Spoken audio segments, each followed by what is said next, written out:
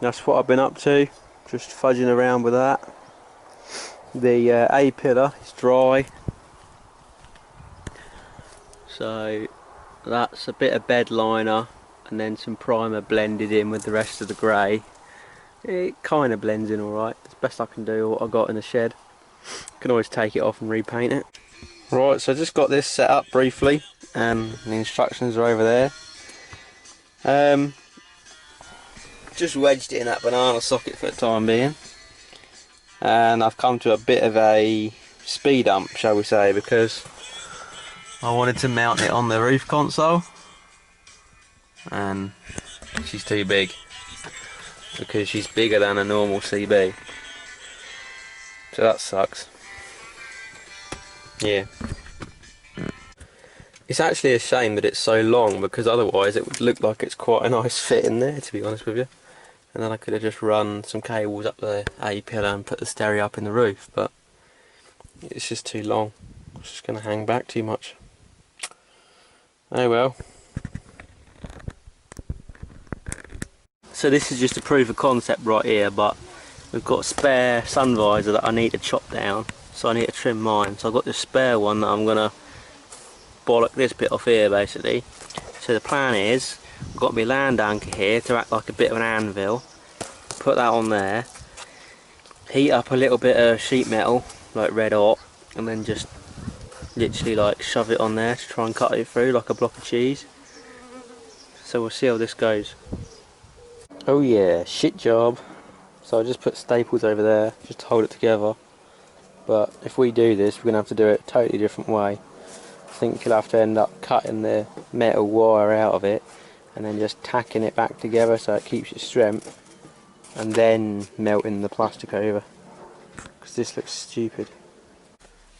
So this is like prototype roof console number 3 or 4 or whatever number it is. I've got some little wedge shaped blocks holding that on so that we can get a bit more angle downwards on the CB. This template, obviously we made that before, that's got a bungee cord holding that up against the headliner, and I'm pretty happy with where it is. It's like right near the windshield, so I might bring it forward like a centimetre.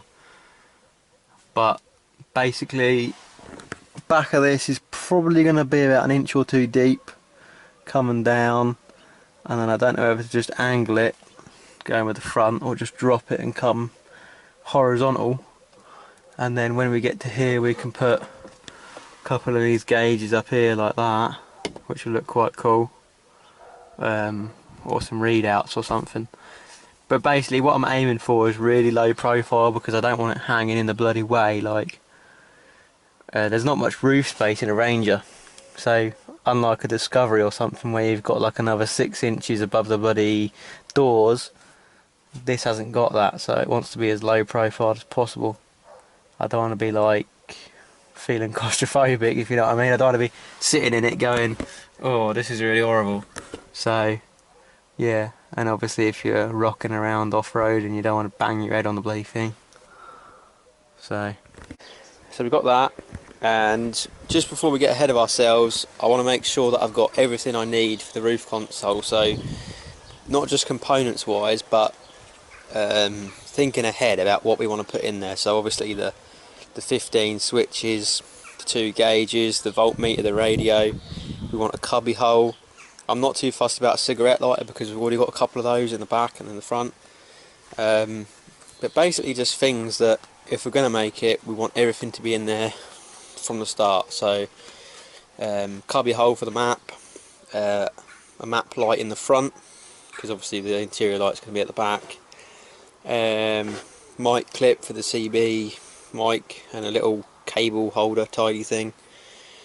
Yeah, and a dimmer switch as well. We want to be able to dim it at night so it's not obnoxious and in your face. So might put a little sunglasses holder in there or something, we'll see. But yeah, that's what we're doing basically. So here's a useful tip. You've got some power tools, right, and the batteries have had it. Chuck your 12 volt leads on there, get your battery pack.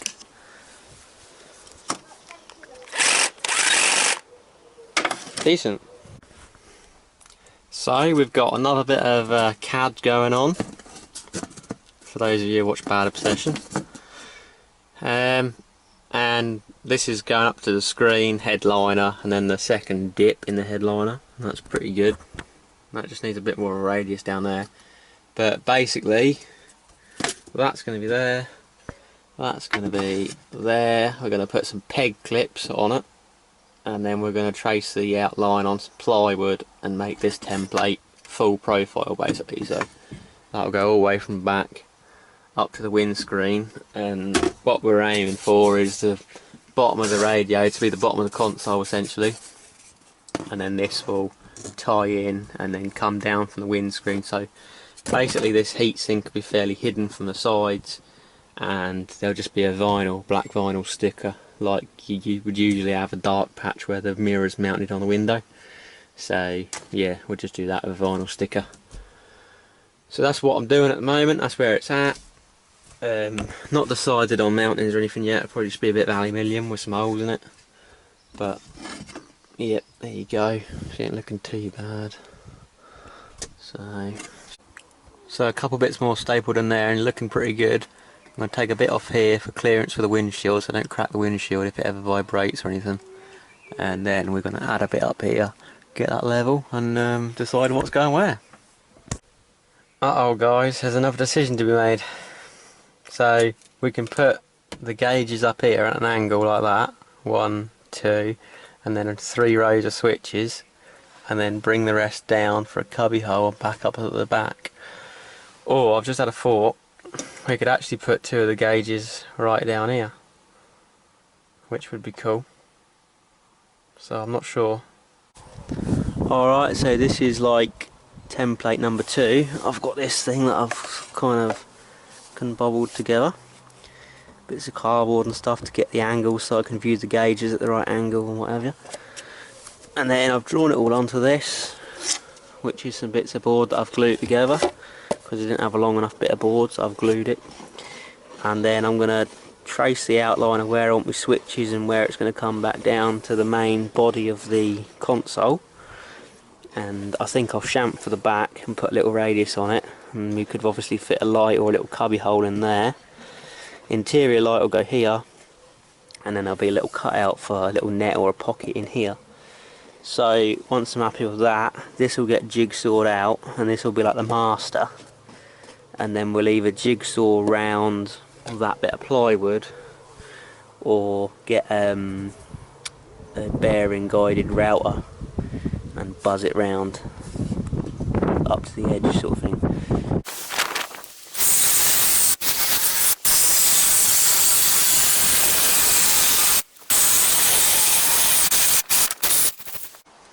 So that's just a rough cut basically, so we can work it a bit easier. We're going to get this, we're going to slap the template on it, jam a couple of screws in there, and then go round it.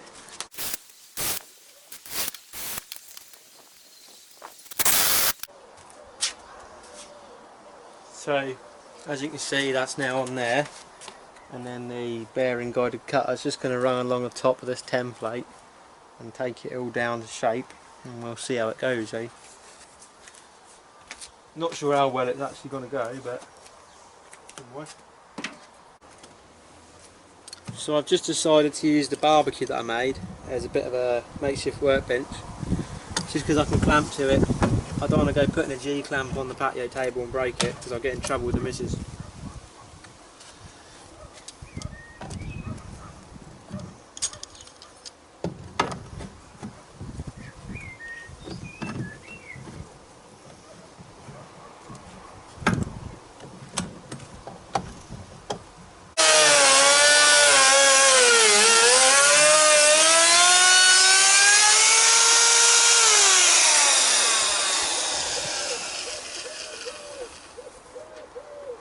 Seems pretty good. So just like that, that's one side done, and it's a little bit wobbly under here, but that's from my template more than anything. So what I should just do is get a plane, take a couple of swipes over that, but I'm pretty happy with it. This is basically just the first run, this one, so if there's any dodgy bits or anything like here, it's a bit ripply, I should just put some filler on the template and flat it all off. And once the template's, you know, pucker, it's just a case of copying it over the top, eh?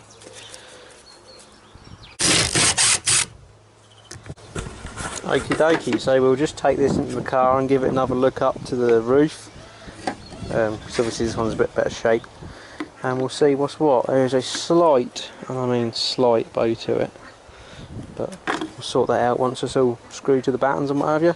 If I cut the other one out opposite, so the curve is equal on both of them, I'll put them together dead straight. What's going on here, you ask? Well, I router copied the template onto a bit of plywood, and it's just so close. I thought, well, whilst we're in here, if we're going to do a good job, we might as well do a better job. So I put some masking tape on the roof, and I've put a light skim of P38 on top of this plywood, and then we've got a bungee cord coming from each handle, with this block that's pegged in there and holding it. And we're basically taking a mould of the roof at the moment. So once that's dry in the morning, I shall pull it off and blend the edges in or what have you. And looks alright actually. And yeah, router copy around that as a template, because this bottom bit was a little bit jaggedy because I jigsawed the template and then filed it. So I routed this out and it was a bit wobbly, so I've just got a plane along the bottom of there, along the back, along here and along there. Filed those a bit flatter, and I just need to put a bit of a skim on there to get that a bit more, you know, straight. So once this is like a-okay 100%, we're going to use this as our pattern and knock out a couple of the sides.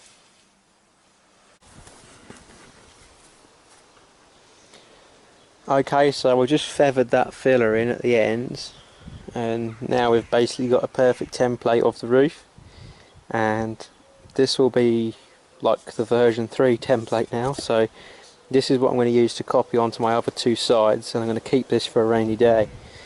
Okay, so I've got this offcut of wood, whole router mounted underneath it, so this is like a DIY spindle moulder. So yeah, we're going to go ahead and cut templates on this now. I'm just going to go over these edges with a file so nothing gets snagged up.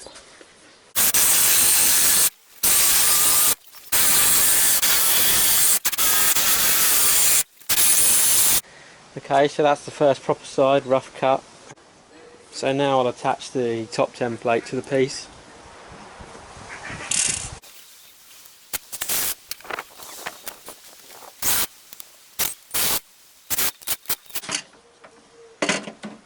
Okay, so that's fixed on there.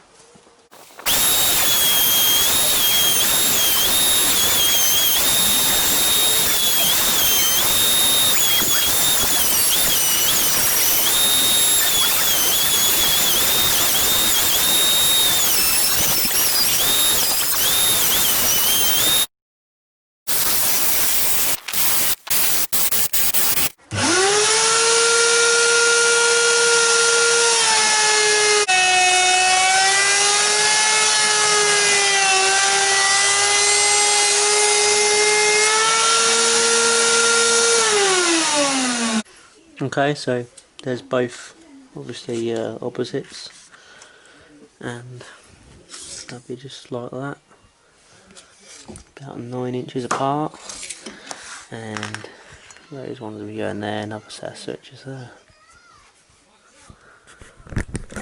Okay, so we just laid the roof console together in the kitchen. I've got the radio in, exhaust, oil temp and boost. Believe it or not, all of these switches are used bar one.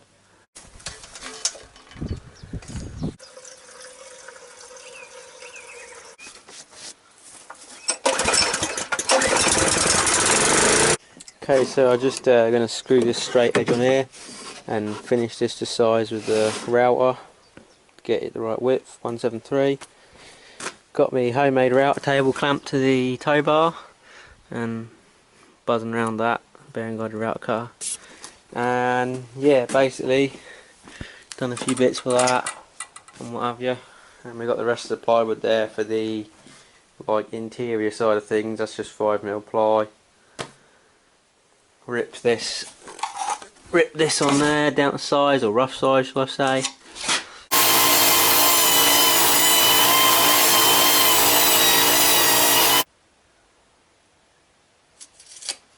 So now we've got this is within 1/2 mil, so I'm glad with that. That's good enough for woodwork.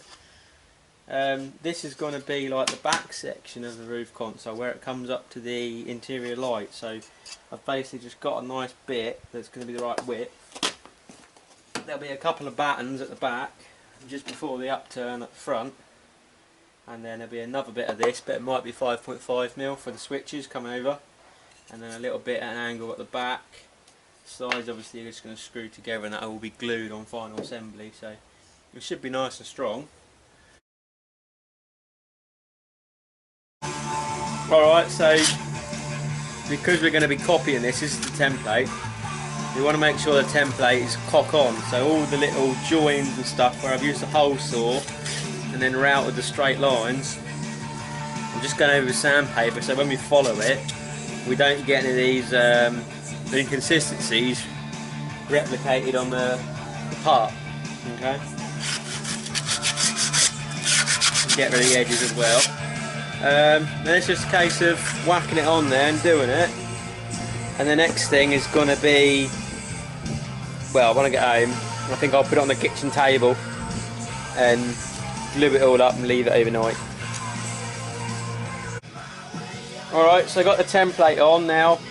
Ideally, I'd want a cutter with the bearing right down the bottom of it, because then you can put all your templates on the bottom, leave your screws sticking through and just blast through it. But I've only got that one, so we'll have to do all the work template top or template up. So it means we've got to use short screws, or in this case one's got some cut down, so we can do it all like that, back to front. But hey-oh. So let's get that cut out. Start the generator up.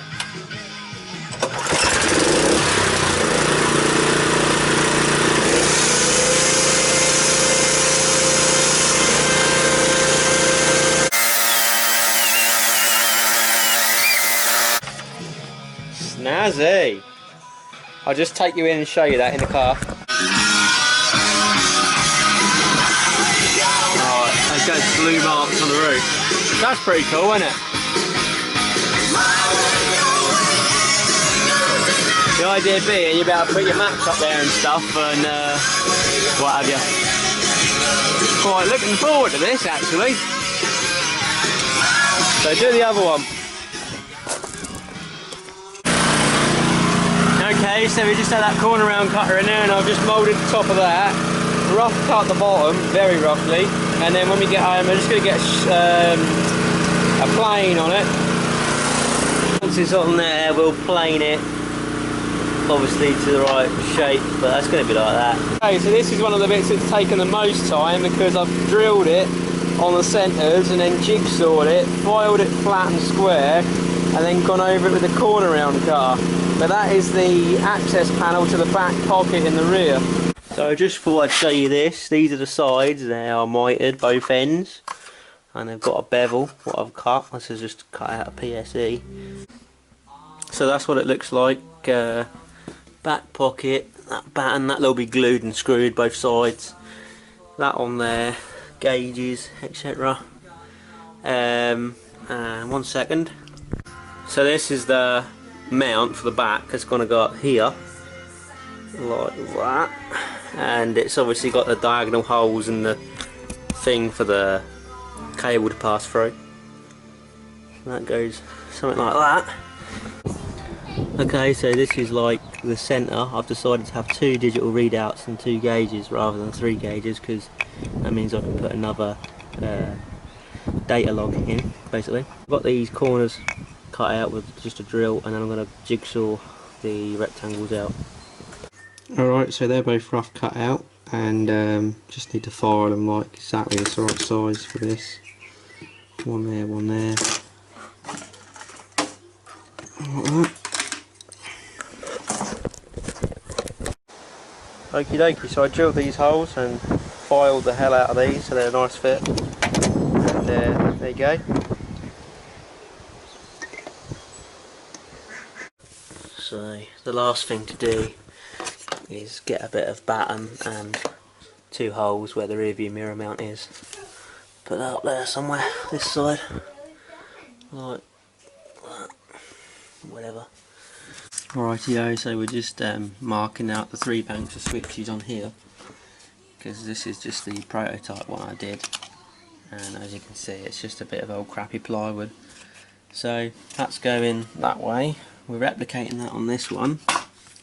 I've planed the edge at an angle to go with this, and we're marking out 6, 6 and 6, and this is going to be trimmed off eventually to size once it's in, and they're all going to be 12mm holes apart from the 2 with the rotaries because they are smaller, and they've got a little peg on the back like a dowel to stop them from spinning. So we'll sort that out, we'll get them all piloted up, and then we'll go through with a bigger bit and punch them out. Pilot holes, drilled it. The reason for this little space behind here is so when you're opening that, you've got space for your thumb behind that to pull it open. So those are the missile switches to kill the winches, and all these are the functions, whatever. Alright, look at that. So mostly together now. What we've got to do is pull it up tight to the head lining so it's up where it should be, and I'm going to screw my cross member onto the interior light, and then I'm going to drill some holes, and whilst it's held up here I'm going to pin it in place so it's where it should be, and likewise with the rear view mirror mount, that's going to go across and get pegged on before I screw anything down permanently. Right, yeah, so because I'm a big kid and I can't wait any longer, I've put the gauges in to see what it looks like. Don't look too bad.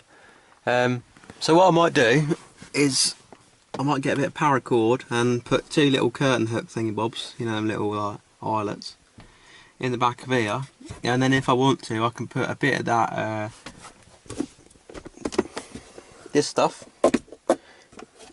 and then wrap the paracord on it and make a little bit of a net so you can pull it down and then chuck your stuff in there. It's not going to slide out. Now as you can see there is a little bit of a slope that I've put in the batten, so stuff's not going to come flying out, but that might be handy to put a net either side. So already my mate said, "Oh James, can you do us too?" And I thought, yeah, okay. So if any of you guys want to do this, obviously I'd love to upload the drawing of it or whatever. If I could turn it into a DXF or something, that'd be brilliant, but I can't scan the shape or do anything like that because this has all just been handmade. So I do have a template that I used, so if any of you guys want 2 sides, like, I won't charge you the earth if you just want 2 sides, and I can get a bit of plywood and do a couple of those. Won't cost too much, just router them out. But it's a shame, like I say, if I could get someone to like digitally scan this or whatever they do, that'd be brilliant, because then I could just draw these bits up and upload them, and you guys could have a full set of plans to make one yourself. But yeah, anyways, so I just screwed this up here to check it was like even on the roof, and I've noticed something.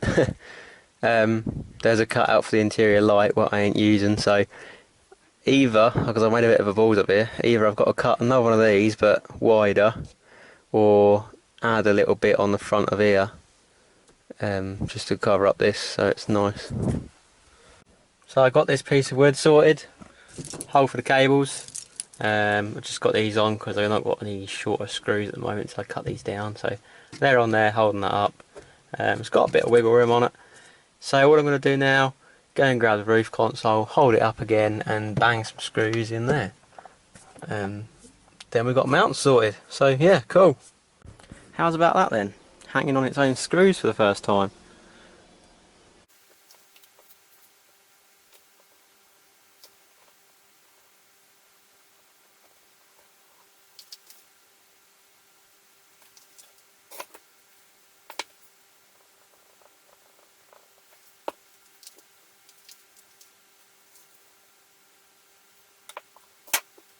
Okay, so you noticed I haven't glued the switch panel in. That's because I want to put 2 map lights in here, and I don't want to glue it in and then fudge it up by drilling a hole in the wrong place or something, or having it break through, because I'll muck the whole thing up then. So I'm going to sort that out next, and then this just gets glued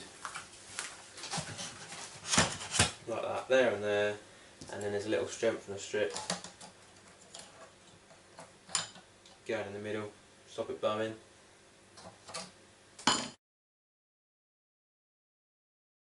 So what I was going to do is cut that plastic around there and take a few of these out, glue them behind the panel, and then I can just change the bulbs nice and easy, especially if I cut that bit of circuit board out and solder 2 tags on it. That one's looking pretty slick. It's all planed down. I'm just going to go over it with a sander obviously and just blend it all in pucker. And we made a start on that one. It's a bit awkward because I ain't got a bench or anything actually at the moment. Not even a workmate, so just kind of doing a bit of a bodge job, eh? This isn't glued in because I obviously want to paint the underneath of that, and that's going to be pretty difficult with it in position. So all I do, I'll mask off where I'm going to glue it, paint the whole console, paint this, and then glue it the last minute. Once it's painted, all blended in everywhere. So that's the last of the body filler. That's all over it, both sides, top and bottom. So the body filler's all been flattened off, as you can tell. Most of it's on my hand. Nice and smooth. Just needs a blowdown. The plywood spacer and the back of the clocks. Got another one there, another one here with a circuit board gluing on top of it. So this circuit board is just a bit of this film I've cut out with a Stanley knife, and then that gets glued on there like that, so the contacts are still on there, and then I can scrape that away and solder onto that trace, just like they've done on the original. So we got this all glued, screwed, body fillered. This bit's just going on, and the brace. So this bit here is just a belt and braces sort of stiffener, because although I'm confident that this is going to be strong enough, just in case anything does start moving or anything, obviously it's wood, so it's going to sort of shift a bit, hot and cold, but hopefully not too much. So to stiffen this bit up, because obviously the whole weight of the roof console was stressing through these bits, now this bit's got a batten, that bit's obviously all braced up because of this bit. So just to strengthen these, it's got this strengthening plate on there, and there's going to be another one this side. So with my razor blade again, I'll just strip back the mylar film off the top of that copper trace, and on this one, and I'm just going to fire up a soldering iron and dab some wires on there, and we'll give that a try tonight. So we've got our power supply going, and that's just rigged up. I'm getting ahead of myself a little bit here because we want to paint the inside and the outside, but we'll leave these rigged up for the time being. So yeah, they're soldered in parallel, and these just go on there like that. Quarter turn again, like lock in like the back of a dash. And then we got 2 little map lights sticking through, which is pretty cool. Final fit up, boys. So this interior light did a little modification to. I just sliced 2 bosses off the back of it, and I've piggybacked off the negative side of the bulb for my relay that triggers the rest of the stuff, so that's already been added on there. But because it's on a wooden console and it can't ground through the roof cross member, I've soldered that onto here, and then this green will be the ground. It'll just be a little 4-inch pigtail to plug into the loom in the roof. So that's that. I'll go grab the cover and I'll pop that on, and I might just make a little enclosure around there. So I've made that. That's just about to get a coat of bog over the top of it, just to make things nice and smooth, and then I'll get a nice sand down and put on the doodah. Wallop, there you go. Primer time. Now I'm only after a matte finish, but by the looks of it, that first and second coat is going to bring out the grain, and then I'll have to just flat it off again and then give it one final coat, I think. So that's the first load of paint I put on it. Now it's a bit of a bodge, but I haven't got any 4000 grit or anything, so I'm just using a scouring pad to flat it back again and get it half smooth, and then I'm going to go over it with some slightly different grey that I've got. Alright, look at this then. All the switches are in. I've popped a bit of Gorilla Glue on the back of them, just like a dab on each, just in case they rattle loose or anything. That keeps them straight, don't it? We've got this little junction box screws in here as well, so we can tie in some stuff, and it's going to neaten up the wiring a little bit, because if we need to tie in 2 grounds or whatever, got this little junction box here. So in getting around this floor here by where each switch puts the output to ground when it's off, that means that potentially when these two are off, that's putting the output to ground, and this one's got the ground isolated because it's on, you get a path across the switches, which means instead of, say, dimming it and removing the grounds, you remove the grounds, but there's a path through the switches, and that will ground out through a relay or one of your lights or something, and they'll come on dim. So we've got this set up in trial for making the grounds dimmable without having a path through the switches. So if I just pop that on there, I'll show you. Number 1, number 2 illuminates, but does not do anything at the moment. Number 3 does this one, and we've got the grounds going to these diodes. So now hopefully if I remove the ground from the switches but keep the ground for these, we'll be able to turn that on. Yeah, this on, but it's not illuminating. That on. And there shouldn't be any. You see they're illuminated, not illuminated.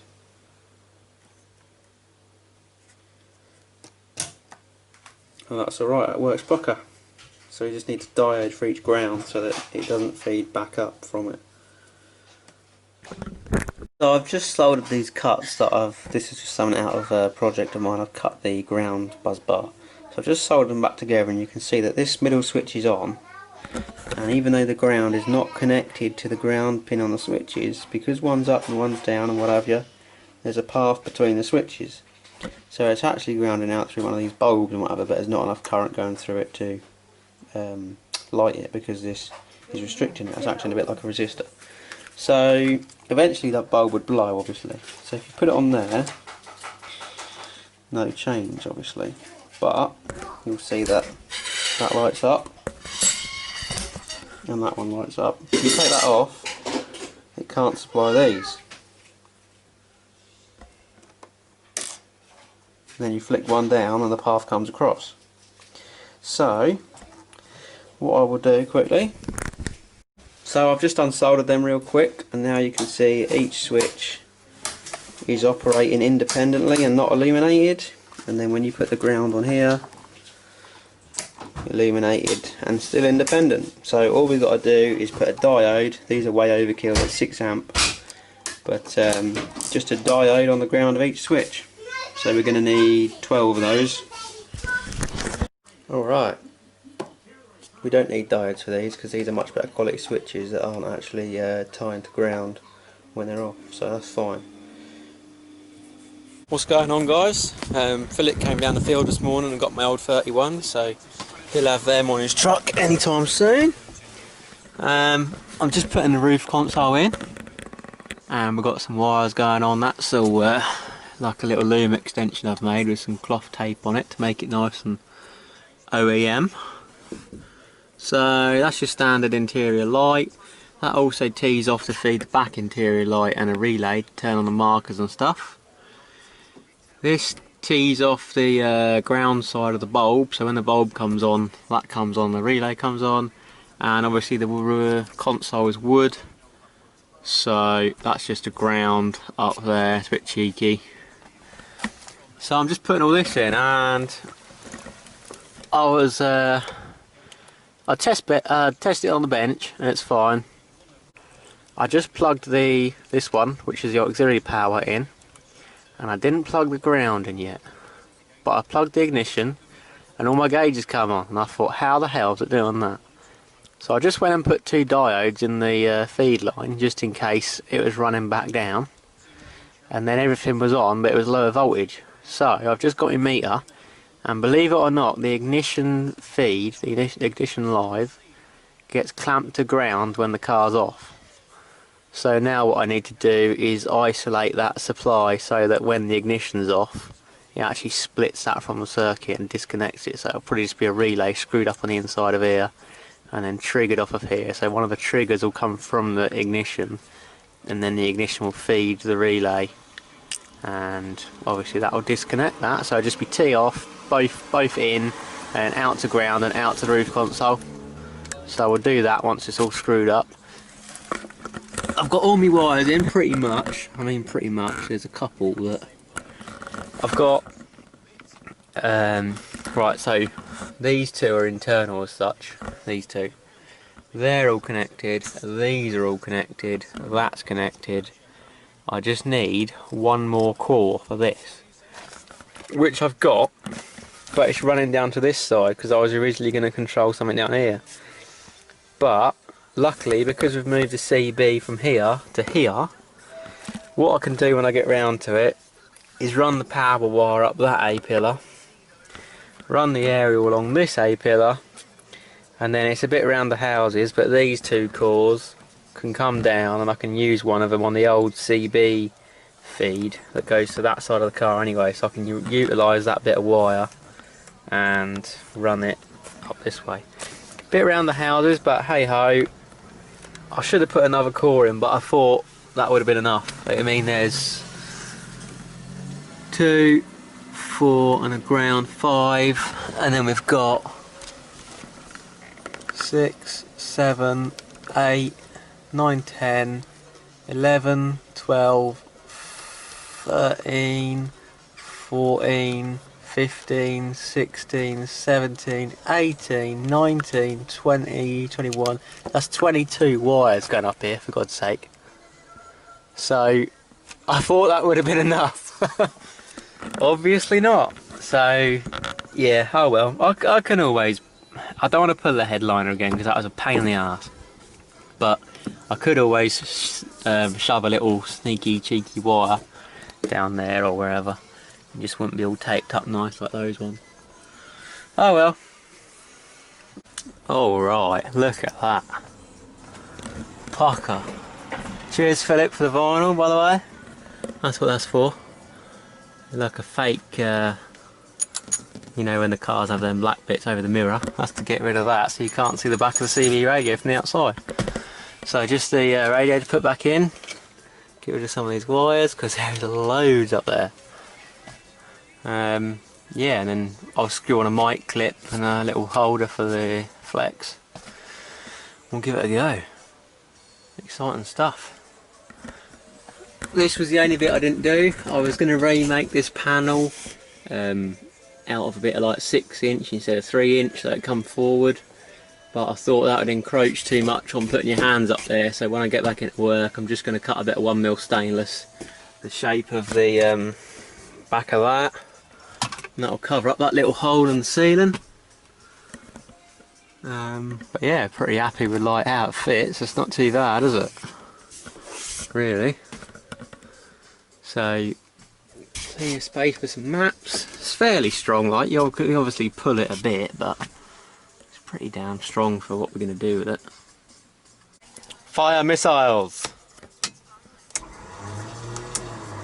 Oh, that's the front winch. So yeah, I have got another exhaust temp gauge, but it's got the fascia on it still, and I have to take the fascia off to calibrate it, which purely just means driving along steady speed. Oh, I will do a video on doing it because I need to do it. You get your multimeter, put that across the thermocouple, put it on millivolts, and then when you're driving along, keep it at say 50 miles an hour, nice and steady, and that says say 18 millivolts. You look that up on the thermocouple chart, the K-type, that'll say 320 degrees, and you can go, yep, about right, and that's all it takes really. But they are a bit off from factory. This one was about 150 degrees reading too hot, so sort that out. No, this one. I got to label these up, by the way. I got to get the old Dymo sticker machine and make some cool little labels for that. But this works as usual. So tonight, when it's dark, I'll do a little run through video because you can hear a relay clicking. And that is linked to that. Alrighty then. So I just thought I'd run you through everything. Now this roof console's in, I can show you the fruits of my labour from everything else I've been doing. So ignition on, you got your gauges and your radio and everything. And this whole console's got a dimmer switch, so you turn the dimmer switch off and you've obviously got your gauges and stuff. So if I just turn the ignition off, you'll notice the battery thing stays on, the battery gauge. And this is because it's auxiliary battery, so if you're sitting in the truck overnight or something, or wherever, and you want to use like auxiliary power, you can keep an eye on how much you got left, obviously, and then obviously just flick that to dim it, which also serves another purpose, which I'll show you in a minute. So you're driving along and whatever, you stick a couple of things on, and then you're like, oh mate, this is too bright. Simple, you flick that, everything else, all the functions work, but it's dim. So get rid of that, turn them all off.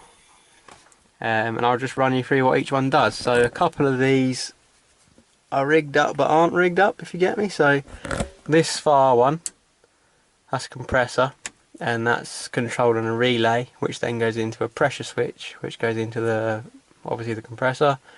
This is spotlight relay, so if we flash our lights and then we do that, light bar.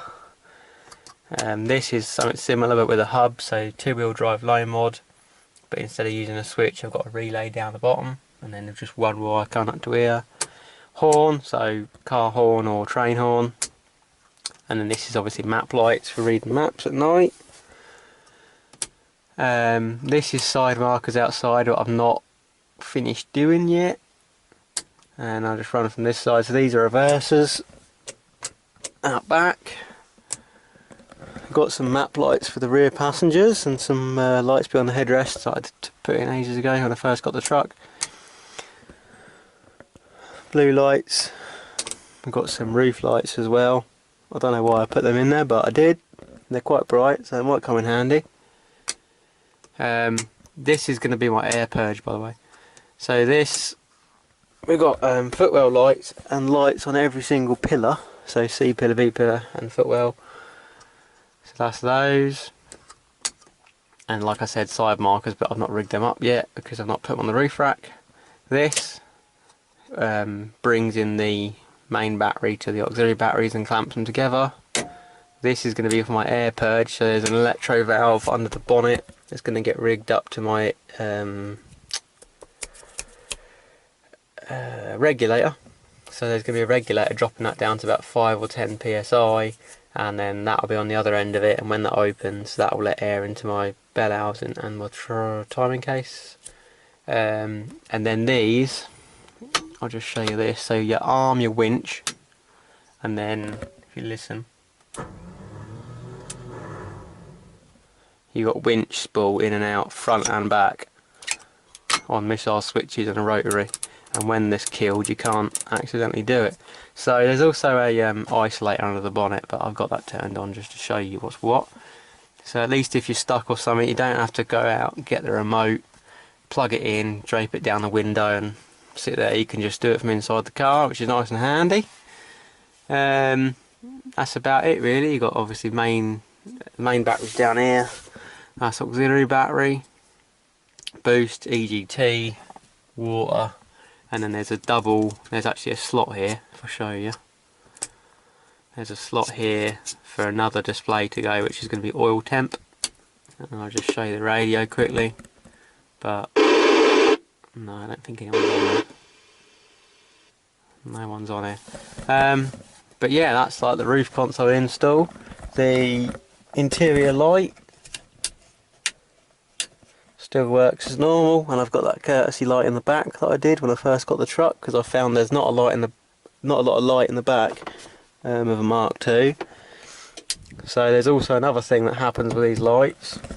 If you look down here, if I open the door, there's like a Parker light that comes on, and then when you open the door there's a green puddle light as well,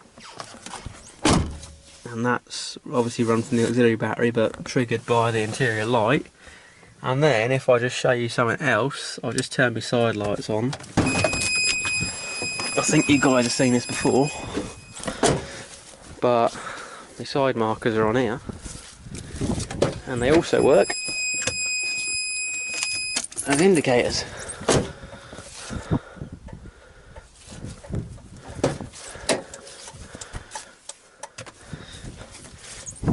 Which is pretty cool.